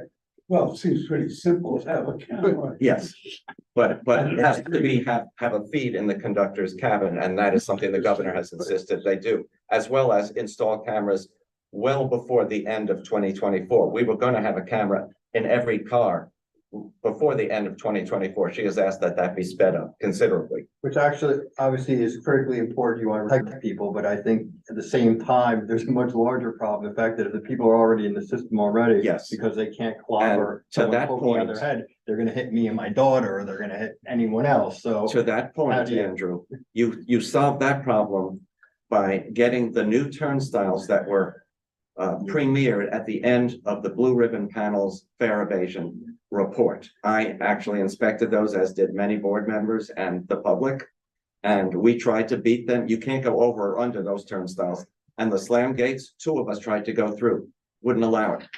These are great turnstiles. They will pay for them. They're not going to be cheap, but they will pay for themselves. And when you put these kinds of things in place, you stop crime at the turnstiles, because the people that are committing these terrible attacks on personnel, riders, are not paying their fare. You can't go over and under. You can't. How do the kids get it? They will have to be a They have to special. Make sure they get their card. There is a way, there's a special thing you can tap, I think, if you have a child with you. But they are amazing. I believe they're made in Europe, and it will take a long time to install in 472 stations with something like 1,000 fare collection areas. But Maybe build them in Jersey if they do the lawsuit. something else we're doing to protect. Probably being built in China. Something else we're doing to protect bus operators is we're going to have these new, they're like, a protective covering on all sides of the bus operator. And this is pending on approval of these e-mirrors that the buses will have, so that the bus operator can see both sides. And some of the mirrors actually have been hitting other vehicles. So getting rid of these mirrors and having e-mirrors that the bus operators can see will not only be efficient and safe, but it will allow the bus operators to be sealed in their own little protective area. And so that is going to happen. Just awaiting the state's approval on those e-mirrors. Those partitions are great. I've seen them. I saw a test of them. On the issue of crime, while January was bad, February was a big improvement. And that was when 1,000 additional police officers were in the system. They are pretty much in a lot of places. I've seen them in places I haven't seen them for a while. I've even seen them riding, but I believe they were riding just to go from one shift to another. They weren't actually instructed to ride the trains, because I saw them get off at another station and then stand around in that station. And I speak to them and I tell them about how important it is they be visible at the turnstiles, they be visible on the platforms, and they be visible on the trains. And we have a lot more of them, which is great. Now, the governor's idea of having bag checks is not a bad one, but I remember when we had it many years ago, and when I saw somebody who didn't want to be checked, they just exited the station and went into a different entry to that very station and came through. Do we need National Guard people at those bag checks? I don't believe so. I think the NYPD and MTA PD are certainly able to do that. Did we need National Guardsmen with high-powered rifles at those locations? We definitely did not. And the governor realized that and has taken that away. I think there's other places our National Guards people are more needed. I ride frequently and I don't feel unsafe, but I know some people do. And seeing police officers, everybody agrees, makes them feel safer. One of the other things that the governor's plan involves is allowing judges to ban repeat offenders from the system. We had a former transit police chief, Ed Delatorre. When I was at 96th Street Station, I was talking to him, 12 people went through the exit gate while I was talking to him. He wanted to have people get citations for fare evasion, and if you got more than 3, you could be banned from the subway system for 1 year. And if you were caught in the system during that year, you could be arrested for trespassing, which is a much more serious offense. The governor's proposal is to have people banned for 3 years from the system. Don't know if that's going to work, but it would certainly send a message. Cameras are in all cars, conductors' cabins, better coordination between the NYPD and district attorneys. Some district attorneys do not take some of these crimes seriously, and they must. This is the economic engine of our city, which is the economic engine of our region, and we gotta have people feeling safe. Ridership was at an upward peak and has continued to rebound. And if you've ridden on weekends, you see how busy the system is, which tells you for discretionary purposes, people are using the system. They feel fine using the system, and we need to make them feel safe. $20 million will expand the outreach to folks who have mental assistance needs. So there will be more people checking on the homeless, people who have made the system their home. This is not where you want to live. You should not be inhaling rail dust 24/7. It's no place to go to the bathroom, although there are bathrooms and some more are being reopened in the system. But this is not the way you want people to be living. And while the Bowery Residents Committee has a team that goes out to the ends of lines in the middle of the night to get people services, they don't follow up on whether these people have stayed in those services or are back in the system the following day. So this additional money to get mental assistance teams into the system, I think, is very important. So I'll just sum up by saying everybody realizes how important it is that ridership and the system be safe, that people feel and be safe, that money cannot be an object to making the system safe, to taking care of people that have needs and taking care of our transit workers and our riders. This is a no-brainer, and we have to do this. And apparently money is being set aside to do these very things. And I'm pretty optimistic about it. I will know a lot more after the next board meeting. We will get lots of updates on that. But we really need congestion pricing to proceed. And I can't emphasize that enough. Ken. Thank you. I'm wondering, well, I think the having the National Guard in the subways is actually sending precisely the wrong message, because it's conveying the message that the subways are a dangerous place. And you know, we don't want to convey that. And I'm glad they took away the guns. Yes. But and on the, you know, the more mental health, $20 million for that is great, but we need housing for these people. They're not going to, a lot of them aren't going to go into shelters. Yes, many people have called for more housing. I've seen that in many press conferences. Many groups are calling for more affordable housing. Yes. Many more than $20 million for that. So, but I was just wondering, do you know how long, is this just an open-ended thing, having the National Guard? There is no, we have not been told how long that will last. I don't believe it's open-ended and will last for a whole year, for instance. I think they will be recalibrated somewhere else where they're more needed, and the regular police, NYPD and MTA police will take their place. They may make an occasional appearance, though. Hopefully there's no kind of terrorist incident. That's why we have, I have to say, the cameras are amazing. They have caught so many perps within a day of committing those crimes. They've even caught people who committed it outside the subway and ran into the subway, and their facial recognition was so good, they arrested them. So I am really pleased with the cameras. They're fairly high definition. Sometimes when you see one of these faces, people recognize it and they call it in. The horrific incident at Fulton Street on the 2-3 line the other day, where somebody pushed his quote girlfriend unquote onto the tracks. She lost her legs. Feet. Well, it had to be amputated up here, I think. But he was, his picture was captured, and he was captured the very next day in Brooklyn. In downtown Brooklyn. History, you hear about stuff. I don't know why he was even out in the first place. Yes, Jane, I want to follow up on Ken's point about the National Guard. And it was a horrific incident. But correct me if I'm wrong, 3.2 million people on the subway every day? depends on the day of the week. Tuesday, Thursdays, and weekends are the busiest now. Mondays, Fridays, people seem to be still working a little remotely, so they're a little lighter. But we've had some days with over 4 million on the trains. Right, so she sent, and look, I think New Yorkers and tourists and MTA works, everybody needs to feel safe on the subway, and so I'm all for it, and I supported 100%, as everybody now says 100%.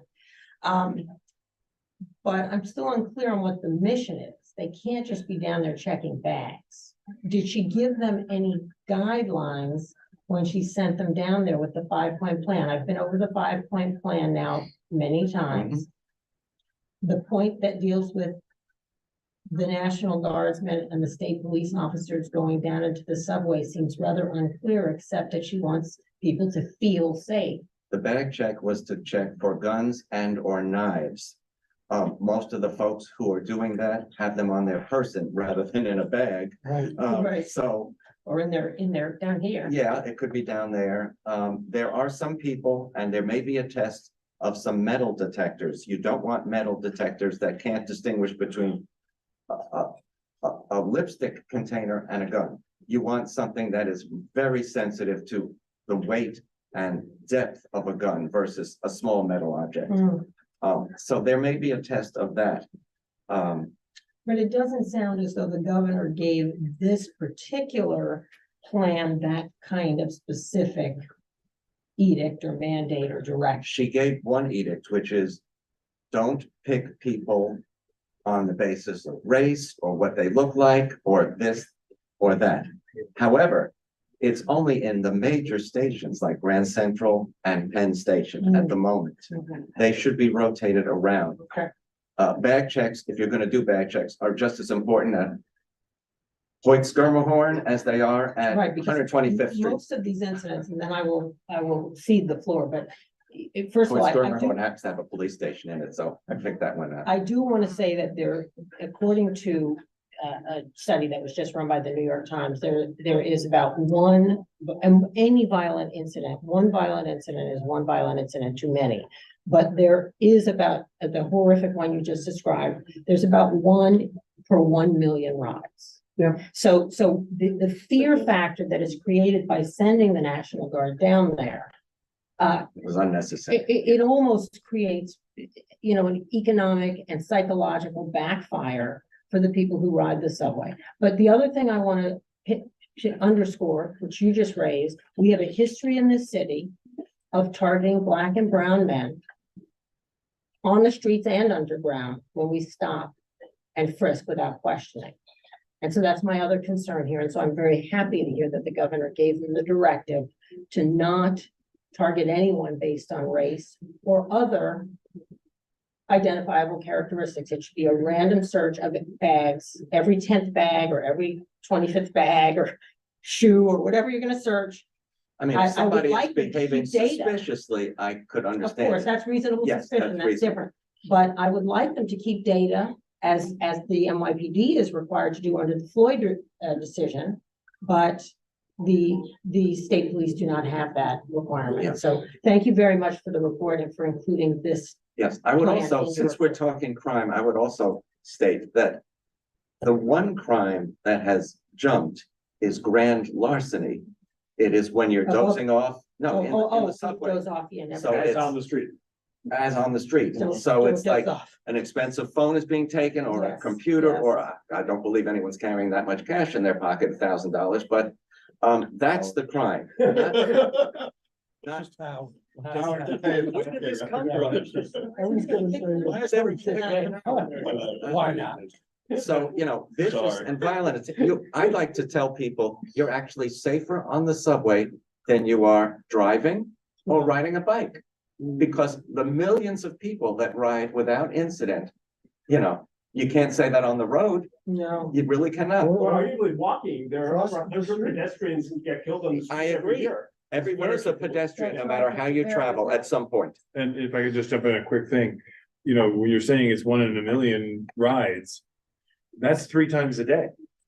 Because if there's 3 million rides a day, so it, you know, statistics are funny things. Yeah, yeah. Anyway, yeah. I see some hands. Yes, there are some And I think questions. there's some, I can't quite read what Alan Romer is saying. I could read the question if you would. Well, let's take the hands around the table and then we'll do that. Yeah, no, I mean, I just think there's one thing, you know, we just get all the data and everything and, you know, people go back, but I just think there is clearly, at least I see it, whether incidents are showing up in police reports or not, a sense of disorder on the streets, underground. I'm on the train neighborhoods all the time.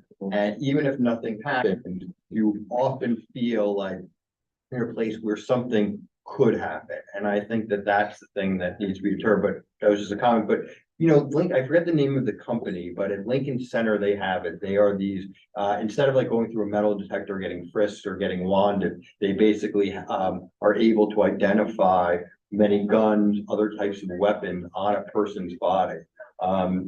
And they, in a couple different locations now, I got a presentation, I mean, it's really incredible. So I was just curious if there had been any discussion that you know of having some sort of non-person force like the National Guard there. That They're could looking at a actually- certain kind of metal detector, and it may be the kind that you've just described. Because when they walk through, it actually doesn't go off. You actually can see where on the person something's identified, and then someone could just go up and say, hey, you know, come here for a second, I have a question, instead of like even having a confrontation there. Yeah, they have them in hospitals. Yeah. I like the new turnstiles that I saw because they're not racially biased in any way.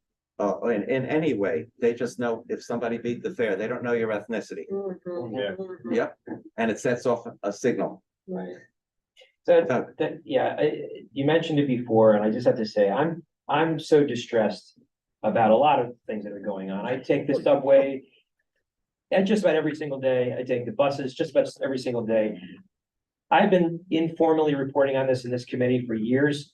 I have never, ever, ever seen an intervention for fare beating in any of the lines I've ever taken. I've had informal conversations with transit police who have told me, you know, discretion. I had a conversation today with on 86 in Lexington with it was actually transit police it was a detective and a police officer. Doug, I don't mean to interrupt you, but you know what's unique about 86 in Lexington? What's that? It's the only express station in the entire subway system where you can't go from uptown to downtown. That's right. Well, actually, that actually relates to the comment that the police officer said to me was that, you know, if I see a fare beater across the platform, I can't do anything about it. I know that you're not going to jump across it. But the thing is that I'm on the 7 bus, on the 11 bus, on the M57, the 31, the 5, the 104. I see fare beating. It's terrible. Virtually every single time I'm on, right? I totally understand that the bus drivers can't do anything about it, shouldn't do anything about it because it's dangerous. What I was also told is that really they're just relying on the Eagle team, which is the SBS buses. No, they're on regular buses now too. Are they great? Well, they've never been on a bus that I've been on. I haven't seen the Eagle team in years now. Right? So if we're losing $600 million a year in fare beating, right? And if you're 798. 798, I'm sorry, I was concerned. And we need How much service you could provide? So that's what I was gonna say. So if we're bonding times 11, I understand you were mentioning it's in a capital budget, but yes, I mean, if we're anticipating $1 billion in revenue with congestion pricing and we're bonding 11 to 12 billion, what are we losing with fare beating? I'm not looking to be hard on crime, but I see nothing to do with it. Can't we mitigate any of the damages with some $100 fines? How many fines have been issued in the system? How much revenue? I wouldn't even call it Transit revenue. Adjudication Bureau, we get those statistics every month. Those fines have increased greatly over last year. So the police are issuing more citations. I have to say that. You have to play, I'm sorry to interrupt, but you have to play, I was a public defender, I know how this goes, so you cite the kid. You give him the citation, it's not an arrest. That's right, I He's understand. supposed to show up. Right. He doesn't show up, No, and that's the end of the game. I understand. So you're not making any money off this kid. I'm not looking to make money. No, but- I'm not but saying what- you are, I'm saying the system. What I'm saying is that the way the system works, I the think I cops speak for spend a lot of, time. hang on, I still have the floor. I just want to say, I speak, I think, for a lot of people, friends, family, who say they feel like dopes for paying to get on. I have always paid, I always will, but when I literally sit there counting, I'm seething. I will never, I won't speak to anybody about it. I don't want to get myself hurt. But when I literally count 290, 290, 290, wow, that was $30 in a minute. So I just. If you have Omni I'll and see fare it. I'll capping, believe it's it when I much see less it. than 290. I'm just saying, I'm just saying the reason I think and I have seen them take it right here at ABC, right here. But and pull the kids over and all that, but I think. They're not just kids. When they. It's all walks Sometimes of they're life.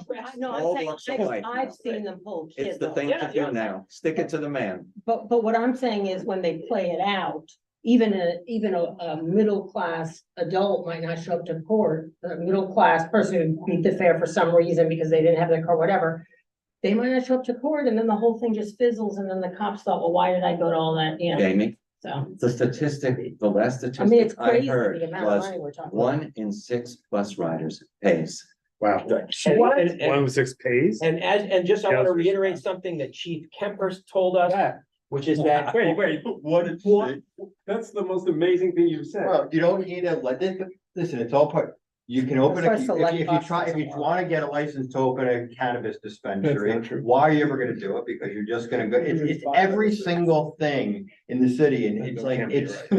Let's not go to cannabis. Yeah, 'cause- no, I know, but it's all. The last statement. That's a health thing that I want to just remind what Chief Kemper told us last year was that every violent crime that happened in the subway was also related to someone who didn't pay the fare. Absolutely. And I'm not saying that fare beaters are violent And you criminals. know what but I'm else saying Chief that- Kemper said? The violent crimes are committed. by 35 people. recidivists have committed like 1,200 or 1,500 crimes. Yeah, but there's no causation there. It's not that, Right. fare beating doesn't cause. No, it doesn't. I'm just saying that people You gotta be careful with that.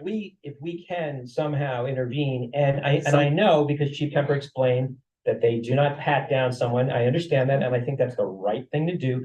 But if they happen to have a warrant, or they happen to see a weapon on them, they sure as hell will intervene, and maybe we would stop some violent crimes from happening if we actually pursued fare beating a little bit. I'm not trying to make it a revenue maker, but we're bleeding. And anyway, I've said enough. I'll shut up. Yeah. Let's take Jay, and then I see Steve has his hand up, and Ken, and then maybe we could call it night. Wrap it up. Yeah. I just had one thing under new business. Okay. Great question. Yeah, me too. Just for the record, with respect to Ken and Jamie on the National Guard and the subways. A good part of it, I would say the majority of the decision making to do that is simply their presence. It's not the guns, it's not arrests, it's being there. And I personally, if I'm on a car late at night, and there's a uniform there, whether it's a policeman or a National Guardsman or what, I don't feel less safe. I feel more safe. And that's the rationale behind. But some people feel less safe. I don't know who. Sure. I don't know who. It frankly. depends on what's gonna It just happen on sends that the car. message Feel more that safe this in is an a airport. I dangerous see place those to be. people. It is a dangerous place. It is Okay. not a dangerous place. to be. All right, guys, let's. Crossing the street is a dangerous place. Crossing the street is a dangerous. We can absolutely suspend the meeting and get a beer and have this kind of crosstalk. Let's go through. There are a couple of folks online, but let's take Steve first because he had his hand up. Indulging me, I know I'm not as part of this. You're part of the community. Andrew, I have heard you for years with your authoritative reports, which I value greatly. Tonight's, I think, was one of the most important ones I've ever heard about the issue of congestion pricing. I don't believe, now I'm a communications person, so that's my lens, so to speak. Other people have different perspectives, okay? I don't believe many New Yorkers know what's really at stake, what the opportunities are with congestion pricing, what the value proposition is for our city to invest in what is the lifeblood historically for over 100 years, how we were judged. because you could get from place to place. And I think your message tonight is both disturbing to the nth degree to see what we are at peril. But I think the MTA's messaging about what is the promise of congestion pricing, not what is the negative fighting, what we're fighting against, but what we're fighting for, okay, what we're getting, okay, what the vision is for the generational investment that this is about. This is 100 years investment for the way that the lifeblood of the city can be re-energized for our entire region. And I think that messaging has been very poor.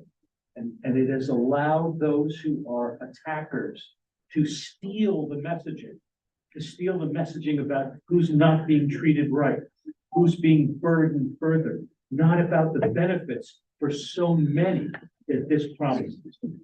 So, Steve, at the last press conference that the chair Lieber held at the end of, and during the capital program committee meetings where President Jami Torres Springer of MTA Construction and Development, he spelled out what is at stake here. The chairman has been spelling out what's at stake if we don't get this. I think that message will continue to get out, but thank you for your kind words. Okay, we had a couple more on the table, did we, or no? On the subject, Questions online? on the MTA? Let's finish that. And I see that we have a couple of questions, and they may be from before. So Alan Romer has a question. Alan Romer, is there still an opportunity to raise an issue for the next meeting's agenda, or is there a better way to go about this? It's related to crosswalk, night lighting, and left turn signals on 96 and West End. I raised this topic with the committee and Mr. Diller in the past. Please let me know. Thank you. So let me just answer that live. We brought that to the attention of Colleen, who's on this call. And so you have now succeeded in reminding all of us of a previous request. I think where Colleen left it last time was that a team was going to go and take another look. For everybody's edification, is the crosswalk that goes across 96th Street from the northwest corner to the southwest corner, which is, of course, an access to PS 75 and the West Side Middle School that's co-located with it. So it's a very busy intersection. And there are times of the year in which students are leaving the school, either going to or leaving the school in the dark. So it's not just, our mobility challenged neighbors, it's also school children. So that has been raised before. I've got a note, so I'll follow up with a letter again. But I believe where we left it was that DOT was going to look into its do its homework in effect and determine whether this qualifies under their program. The thing too is that that's also a left turns location for northbound West End Avenue to get onto the highway. So there's another reason to have extra lighting at that. And the mobile station's also awkward because people line up and They back finally- out and they go, They finally yeah. put some buffer zones in there, thank Which is God. good. Question on Still, the yeah, and then there was Shane Beglighter. Shane, are you still with us? And thank you, Elizabeth, for letting us know. Feedback on Open Gang R111 new subway cars. Yes, Okay, you know what that is? Great. Yes. Yeah. Seemed like, it seemed like code, it's like- The Open Gangway? The safe word is swordfish. Oh, yeah, of course. the new open gangway cars are known as R211Ts. The regular R211s that are running on the A line now are R211As. No coincidence that they're running on the A line. But there's both pro and con on them. I had a feeling somebody would ride an e-bike down the middle of that, and somebody already has. Yep. I predicted that when I got a tour of those cars. They are great in that they speed alighting and getting off the trains, and people can move freely through them.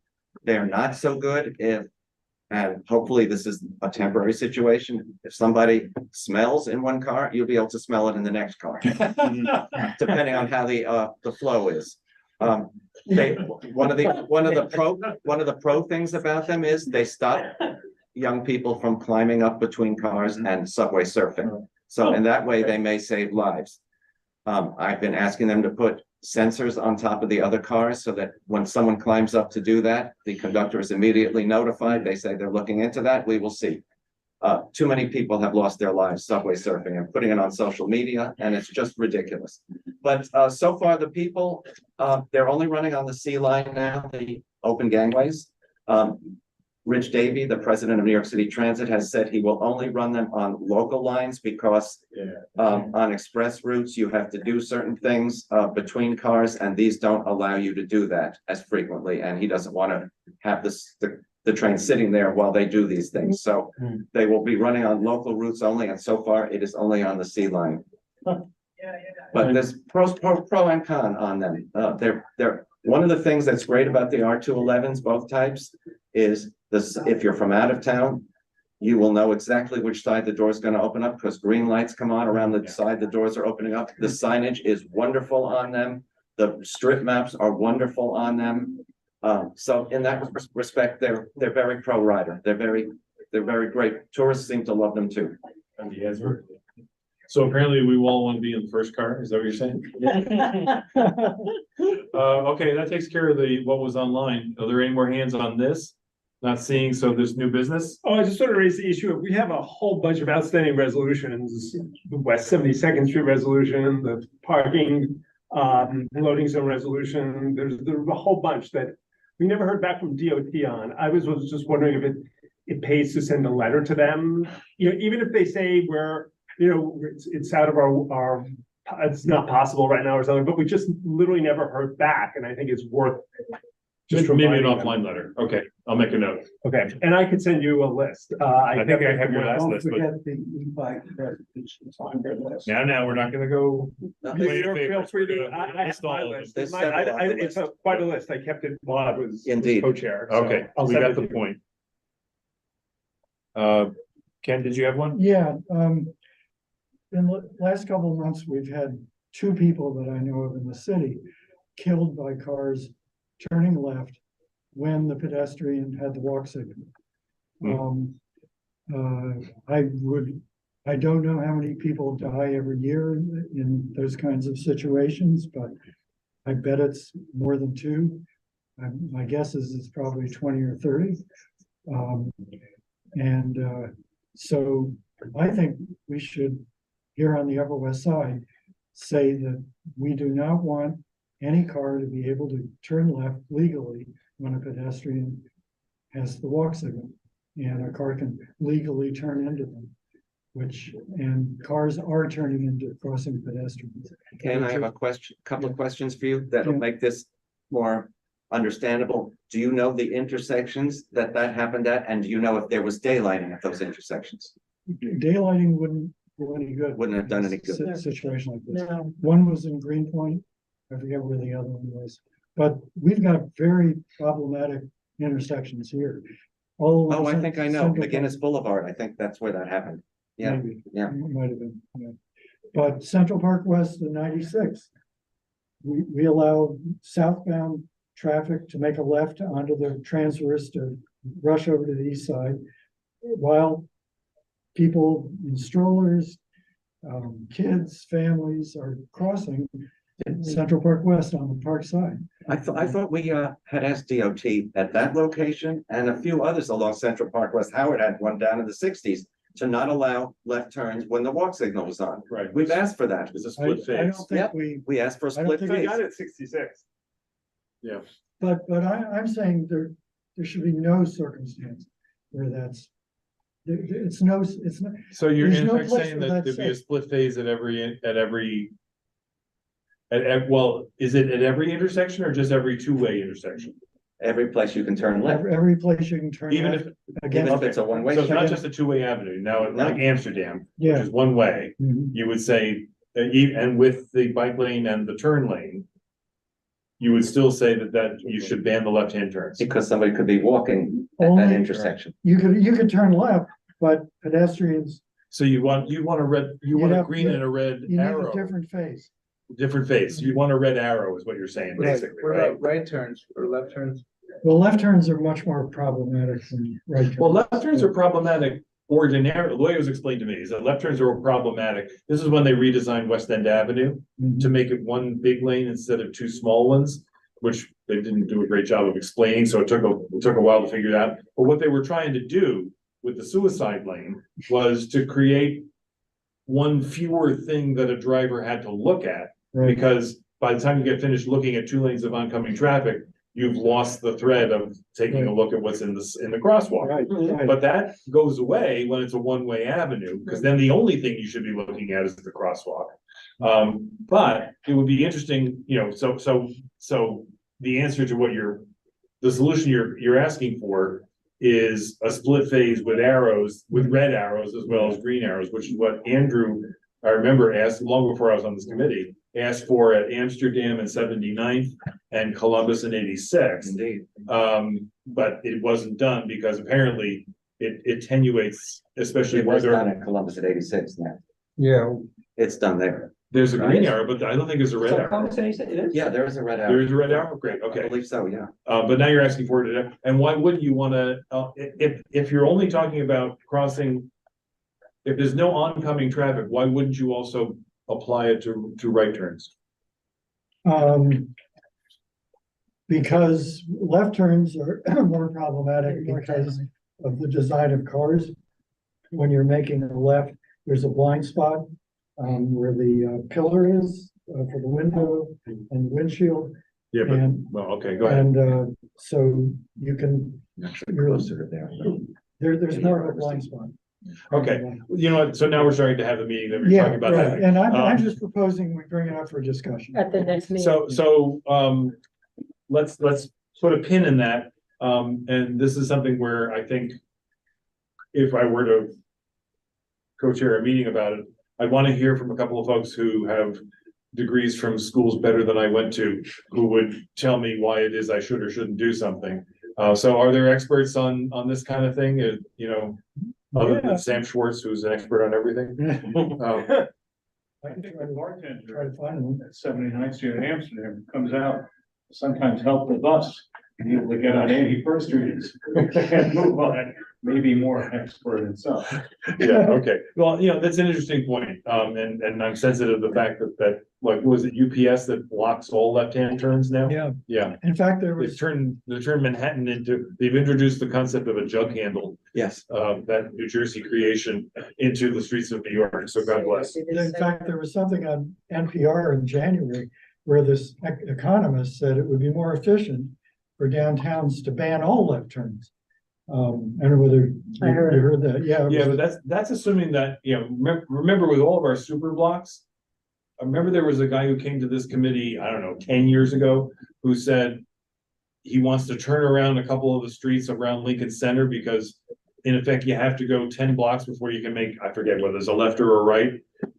Because because the super block interrupted the flow and then they turned a couple around because the bus had to go somewhere. And now suddenly, you know, it's an hour's trip to make a left turn. Anyway, it's worth taking a look at, but it's not as simple in our neighborhood.